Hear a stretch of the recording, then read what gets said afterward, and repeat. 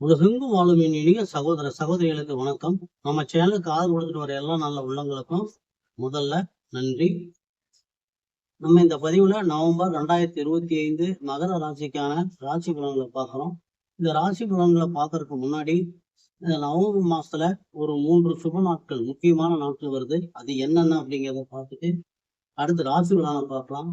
அதுக்கு அடுத்தது மகர ராசியில் இருக்கக்கூடிய ஒவ்வொரு நட்சத்திரங்களுக்கும் நவம்பர் மாதத்திற்கு உண்டான பிரத்யேகமான முறையில கொடுக்கப்பட்ட சுப நாட்கள், அசுப நாட்கள், யோக நாட்களுக்கு இது உங்களுக்கு ஒவ்வொரு நாளும் வெற்றி அளிக்கணும் அப்படிங்கிறதுனால, உங்களுடைய தொழில் ஒவ்வொரு நாளும் சிறப்பா இருக்கணும் அப்படிங்கிறதுனாலதான் இந்த கொடுத்துருக்குறோம்.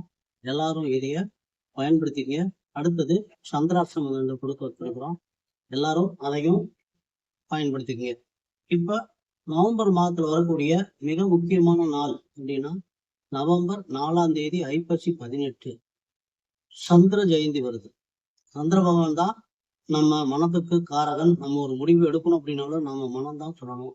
நம்ம எப்படி நல்ல முடிவு எடுக்கிறோமா அல்லது நம்ம முடிவுகள்னால கெட்ட செயல் நடக்க போகுதா அப்படிங்கிற நம்ம மனசை கட்டுப்படுத்தக்கூடிய ஒரு கடவுள் நவக்கிரகங்கள்ல சந்திர பகவான் தான் ரொம்ப முக்கியம். அதே மாதிரி ஒரு காரியம் நடக்கணும் அப்படின்னா அது நமக்கு எப்படி இருக்காது. சந்திரபகவானுக்கு ஒரு காரியத்துக்கு போறோம் அப்படின்னா, ஒரு பரிகாரத்துக்கு செய்யணும்னா அந்த பரிகாரம் செய்யக்கூடிய கிரகத்துக்கு 11ஆம் இடத்துல சந்திரன் இருக்கிற மாதிரி இந்த நாள் பார்த்து செய்யறது ரொம்ப ரொம்ப சிறப்பு. அதை விட ரொம்ப சிறப்பு அப்படின்னு பாத்தீங்கன்னா, அந்த நவக்கிரகங்கள் பிறந்த நாளில் போய் செய்கிறது இன்னும் ரொம்ப சிறப்பு. அந்த மாதிரி இப்போ நவக்கிரகங்கள் சந்திர பகவான் பிறந்த நாள் வருது. இதுல அந்த மாதிரி காரியங்கள் செய்யணும், தடையா இருக்கு, இது வரைக்கும் செய்யாம இருக்கணும் அப்படின்னா நீங்க அதை போய் செய்யறதுக்கு ஒரு அருமையான நாள். அதே மாதிரி இல்ல எங்களுக்கு அந்த மாதிரி இல்லை அப்படின்னா சிவாலயத்துக்கு சென்று அந்த அன்னைக்கு சந்திர பகவானுக்கு வெள்ளை மலர் அர்ச்சனை பண்ணிட்டு வந்தீங்கன்னா உங்களுடைய மனத்துல ஒரு அமைதி, ஒரு நிம்மதி கிடைக்கும். அதுக்கு அடுத்த நாள் பாத்தீங்கன்னா நவம்பர் 5ஆம் தேதி ஐப்பசி 19ஆம் தேதி சிவபெருமானுக்கு அன்னாபிஷேகம். இந்த அன்னாபிஷேகத்துல கலந்துகிட்டு அதுல கிடைக்கக்கூடிய கொஞ்சம் அன்னத்தை நம்ம வீட்டுக்கு எடுத்துட்டு வரப்ப அடுத்த ஆண்டு முழுவதும் நமக்கு அன்னத்திற்கு, உணவுக்கு பஞ்சமே இல்லை, குறைவே இருக்காது அப்படிங்கிறது ஆண்டாண்டு காலமா வரக்கூடிய ஒரு ஐதீகம். இதுல கலந்துகிட்டு இதையும் நீங்க சிறப்பா பயன்படுத்திக்கீங்க. அதுக்கு அடுத்தது வரக்கூடியது பாத்தீங்கன்னா நவம்பர் 12ஆம் தேதி ஐப்பசி 26. இது ஒரு ரொம்ப முக்கியமான நாள். ஒரு மனிதன் கடன் வாங்காத மனுஷன் இருக்க மாட்டான். ஆனா அந்த கடன் கையை தாண்டி கட்டத்துள்ள இல்லாம கழுத்து நெரிக்கிற அளவுக்கு வருது அப்படின்னாலும், எதிரிகளுடைய தொல்லை ரொம்ப அதிகமா இருக்கு அப்படின்னாலும், நம்ம முதல்ல வணங்க வேண்டிய தெய்வம், நம்ம கூடி வந்து உதவக்கூடிய தெய்வம் அப்படின்னா காலபைரவர். அப்ப காலபைரவனுடைய ஜெயந்தி அஷ்டமி வருது, காலபைரவ அஷ்டமி வருது. அந்த அன்னைக்கு எல்லாரும் காலபைரவரை வணங்கி உங்களுடைய பிரச்சனைகள் இருந்து நீங்க விடுபடுவீங்க அப்படிங்கிறத நீங்க இதை தெரிஞ்சு வச்சுக்கணும். அடுத்து மகர ராசி நேயர்களுக்கு இது ஒரு அருமையான ஒரு பொற்காலம்.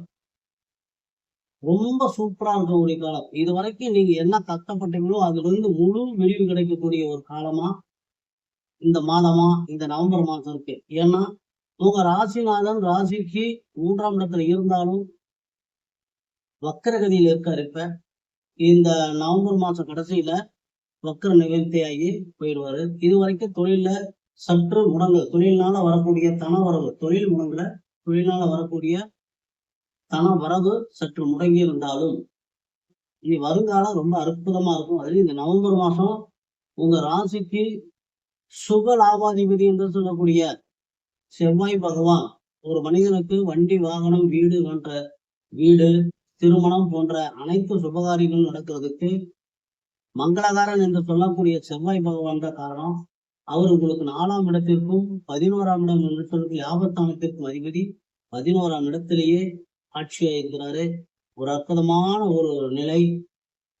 அதே மாதிரி உங்களுக்கு வந்து இந்த காலகட்டத்துல சகோதரன் மூலமா இதுவரைக்கும் சகோதரனால ஏதாவது பிரச்சனைகள் இருந்தது அப்படின்னா அந்த சகோதரன் மூலமா அந்த பிரச்சனைகள் நீங்கி ஆதாயம் கிடைக்கக்கூடிய ஒரு அற்புதமான ஒரு மாதம் இந்த நவம்பர் மாதம். அதுக்கு அடுத்து பாத்தீங்கன்னா உங்க ராசிக்கு 5ஆம் இடத்திற்கும் 10ஆம் இடத்திற்கும் 5, 10, 5ங்கிறது பூர்வமொழி புத்திரஸ்தானத்திற்கும் ஒரு மனிதனுடைய செல்வாக்கு புகழை சொல்லக்கூடிய இடத்திற்கும் ஜீவனத்தானம் கர்மத்தானம் என்று சொல்லக்கூடிய 10ஆம் இடத்திற்கும் அதிபதியான சுக்கிர பகவானும் 10ஆம் இடத்திலேயே ஆட்சி இருக்கார். 4 9க்கு உண்டானவரும் ஆட்சி, 5 10க்கு உண்டானவரும் ஆட்சி. ரொம்ப அற்புதமான ஒரு மாதம். இவ்வளவு செல்வ செழிப்பு, எந்த தடையும் இல்லாம தடையற்ற தனவரவு, கோடீஸ்வர யோகம் சொல்றோம்னா அந்த மாதிரி லாட்டரி யோகம் அதெல்லாம் இப்ப விழுகிறதுக்கு உண்டான வாய்ப்பு ரொம்ப அருமையா இருக்கு. புதையல் யோகம், லாட்டரி யோகம், இந்த மாதிரி திடீர் அதிர்ஷ்டங்கள் நிறைந்த இந்த நவம்பர் மாதம் உங்களுக்கு ரொம்ப அற்புதமான ஒரு பலன்கள் கிடைக்கக்கூடிய மாதம். உங்க ராசிக்கு 12ஆம் இடத்திற்கும் 3ஆம் இடத்திற்கும் அயனசயன போகஸ்தானத்திற்கும் முயற்சி ஸ்தானத்திற்கும் அதிபதியான குரு பகவான் அதிசாரமா உங்க ராசிக்கு 7ஆம் இடத்துக்கு வந்திருந்தாரு. நவம்பர் 11 வரைக்கும் தான் 7ஆம் இடத்துல உச்சஸ்தானத்துல இருக்கிறாரு. இப்ப திருமணத்துக்கு ஒப்பந்தம் பண்றவங்க, வரன் தேடுறவங்க, குழந்தைகளுக்கு முயற்சி பண்றவங்களுக்குலாம் இது நல்லா அருமையா இருந்தது. நவம்பர் 11க்கு மேல திரும்ப வக்கர நிலைக்கு உங்க ராசிக்கு 6ஆம் இடத்துக்கு குரு வர்றார். 6ஆம் இடத்திற்கு குரு வந்தாலும் உங்க ராசியினுடைய 10ஆம் இடத்தையும் உங்க ராசிக்கு 12ஆம் இடத்தையும் தனஸ்தானம் என்று சொல்லக்கூடிய 2ஆம் இடத்திற்கும் குரு பார்வை விழுகிறதுனால தொழில் முறையில குரு சுக்கிரன் நினைவு இருக்கு. சுக்கிரனுக்கு குரு பார்வை இருக்கிறதுனால அபரிமிதமான ஒரு செல்வம் உங்களுக்கு வர்றதுக்கு உண்டான நிறைய சந்தர்ப்பங்கள், நிறைய வாய்ப்புகள் இந்த மாசம் இருக்கு.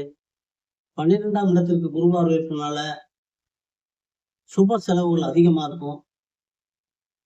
செலவுகள் கட்டுக்குள் இருக்கிற மாதிரி இருக்கும். வீட்டுல ஒரு அமைதி, நிம்மதி இருக்கும். அலைச்சல் கம்மியா இருக்கும். குடும்பம் ஒரு அமைதியான நிலையில இருக்கும். இதுவரைக்கும் தடைபட்டிருந்த தனவரவு, தனஸ்தானத்துக்கு பார்வை இருக்கிறதுனால தனவரவு ரொம்ப ரொம்ப அற்புதமா இருக்கும். அந்த யோகத்தினுடைய உச்சகட்டமான ஒரு மாதமா தான் இந்த நவம்பர் மாதம் மகர ராசிக்கு இருக்கு. உங்க ராசிக்கு 6ஆம் இடத்திற்கும் 9ஆம் இடத்திற்கும் அதிபதியான புதன் பகவான் ராசிக்கு லாபஸ்தானத்துக்கு வர்றார். 9ஆம் இடத்து அதிபதியும் லாபஸ்தானத்துக்கு வர்றார். இப்ப 4 9க்கு உண்டானவர் 9 ஆட்சி, 5 10க்கு உண்டானவர் 10 ஆட்சி, 6 9க்கு உண்டானவர் 11ல. எல்லா சுபக்கிரகங்களும், எல்லா தனவரவை கொடுக்கக்கூடிய, வாரி வழங்கக்கூடிய அனைத்து கிரகங்களும் உங்களுக்கு நல்ல சாதகமான ஒரு நிலை இருக்குது.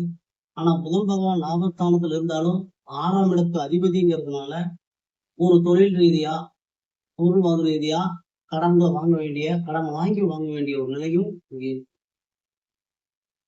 புதன் பகவான் நவம்பர் 9ஆம் தேதி வக்ரம் அடைகிறதுனால கொஞ்சம் டாக்குமெண்ட்ல கையெழுத்து போடுறது, ஒப்பந்தத்துல கையெழுத்து போடுறது, செக்குல கையெழுத்து போடுறது, ஜாமீன் போடுறது, நண்பர்களுக்கு உத்தரவாதம் கொடுக்கறது, இதெல்லாம் ரொம்ப ஜாக்கிரதையா இருக்கணும். கொடுத்துட்டு நாளைக்கு பின்னாடி மாட்டிக்க கூடாது. அந்த மாதிரி விஷயங்களை எப்பயுமே நீங்க தவிர்க்கிறது ரொம்ப ரொம்ப சிறப்பு. ராசிக்கு 8ஆம் இடத்திற்கு அதிபதியான சூரிய பகவான் ராசிக்கு 10ஆம் இடத்துல திக்பலம் அடைகிறாரு. திக்பலம் அடையக்கூடிய இடத்துல நீச்சம் அடைகிறாரு.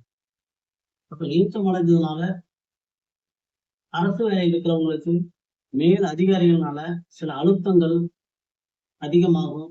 உதவிகள், அரசு உதவிகள் கிடைக்கிறது கொஞ்சம் தடைப்படும். தந்தைக்கு மருத்துவ செலவுகள் வரலாம்.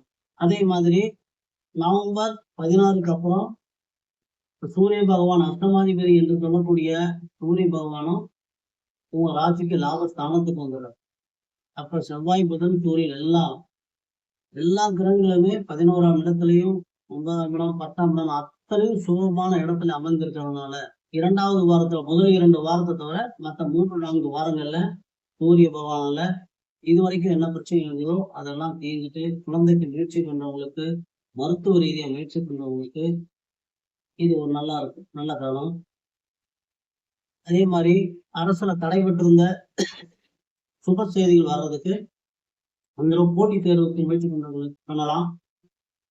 மாற்றங்கள் ஏதாவது செய்யணும் அப்படின்னு நினைச்சா இந்த நவம்பர் மாசத்துல நீங்க மாற்றங்களை பண்ணிக்கலாம். ஏன்னா மாற்றத்தை கொடுக்கக்கூடிய புதன் பகவான் உங்களுக்கு லாபஸ்தானத்துல அமர்ந்திருக்கிறாரு. இருந்தாலும் இந்த காதல் விவகாரங்கள் இருக்கிறவங்க கொஞ்சம் ரொம்ப ஜாக்கிரதையா இருக்கணும். உஷ்ண சம்பந்தமான நோய்கள் வருவதற்கு நிறைய வாய்ப்புகள் இருக்கு. அதனால இந்த சின்ன சின்ன விஷயங்களை மட்டும் கொஞ்சம் எச்சரிக்கை வந்துட்டீங்கன்னா ரொம்ப அற்புதமான எந்த வளம் இது வரைக்கும் நீங்க எதிர்பார்க்காத அளவுக்கு செல்வ செழிப்பான ஒரு மாதமா இந்த நவம்பர் மாதம் அமைஞ்சிருக்கு. உத்திராட நட்சத்திரம் 2, 3, 4 பிறந்தவங்களுக்கான சுப நாட்கள் நவம்பர் 1, 3, 5, 7, 9, 11, 13, 16, 21, 23, 26, 28, 30. அசுப நாட்கள் நவம்பர் 2, 4, 14, 18, 27, 29. யோக நாட்கள் நவம்பர் 9, 11. திருவோண நாட்கள் பிறந்தவங்களுக்கான சுப நாட்கள் நவம்பர் 2, 4, 6, 8, 10, 12, 14, 17, 22, 24, 27, 28. அசுப நாட்கள் நவம்பர் 1, 3, 5, 15, 20, 28, 30. யோக நாட்கள் நவம்பர் 10, 12.